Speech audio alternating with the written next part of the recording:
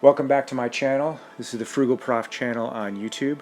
Thanks for tuning in. I appreciate it. And if you like this video, please like it and subscribe to the channel because it helps us grow. So I'm just going to get right into it today. I had an interesting week reselling electronics for profit on eBay and Amazon.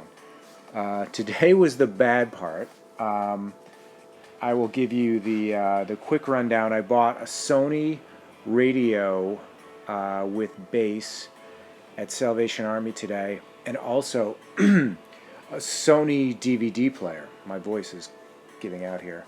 Sony DVD player that was in the original packaging. So I was hoping to do well on both of these. I got them home. The alarm clock radio with CD player didn't work, so that was a bust. And the DVD player that came in the original packaging had the manual but no remote control. The original box, manual, no remote control. So that was another bust.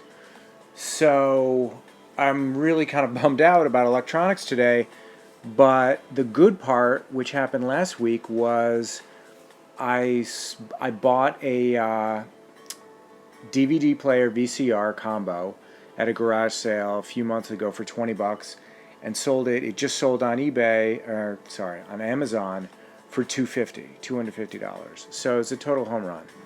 So here's some tips on electronics because, just listening to my story, it's either, they can be a total home run or they can be really frustrating. So here are some tips on how to make money reselling electronics. Number one, stick to high-end brands.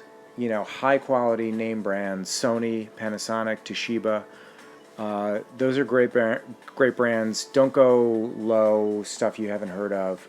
That stuff sits, it doesn't sell well, and it's riskier. Number two, always keep in mind the shipping costs. So the shipping costs are more than just the weight, which they're usually very heavy. Shipping costs are the total costs. The weight, plus the time it takes you to package these things, which takes a while, plus the packaging costs. A lot of times these things take up a ton of plastic wrap. Sometimes you need to put them in a separate box, so you're using two boxes, a lot of tape, and the time in general. Like, your time is valuable. So if you're going to invest 2 hours extra or 45 minutes extra wrapping a VCR DVD combo, it's got to be worth it for you. You can't be doing it for $15 net profit. So always keep in mind the total costs. And another tip, third tip, Amazon versus eBay. Know where you're going to be able to sell it. If it's in good condition, you always want to look to sell it on Amazon.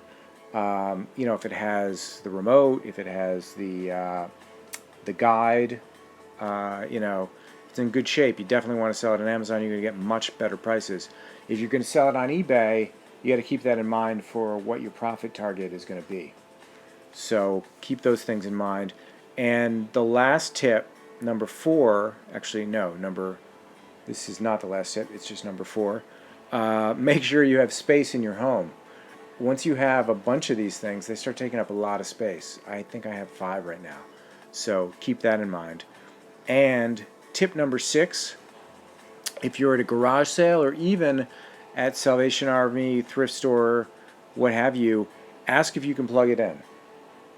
You'll be surprised. I would say 35 or 40% of the time when I ask, is there a way to plug this in? They'll either offer to do it, or they'll find me a plug, or they'll tell me it works. And that's the other thing. If the other way of doing this is just saying, hey, does this work? Because then a lot of times what happens is the owner will say, yeah, it works, and then they'll look around for a plug and they'll plug it in for you, and then you can test it. Either way, you're allowed to do that. If you're thinking of buying something, you have permission to ask. And if they're hesitant or whatnot, you kind of got to factor that into the price. And even when you negotiate, if someone won't let you test it, the price should be down at least 30% or 25% because you can just say, I don't know if it works. So, and I will tell you, along these lines, I have bought a VCR DVD combo from someone in a $5 million house in Los Angeles who told me point blank, it totally works. Took it home, it totally did not work, and the remote didn't work either. So, you got to factor that into your profit and loss. It's always a gamble. They may not work. Parts of them may work, like the VCR part may not work, but the DVD part works. It's kind of a gamble. You got to be up for the gamble. And it's something you can do kind of on the side while you're looking for bread and butter that just make money and sell quickly, because these don't sell that quickly unless you price them aggressively. So it's it can be great. I just sold this VCR DVD combo for $250 and I paid $20 for it, so that's great. But then like today, I had a not so great experience on 2 different Sony items. So that's basically everything electronics in a nutshell right there.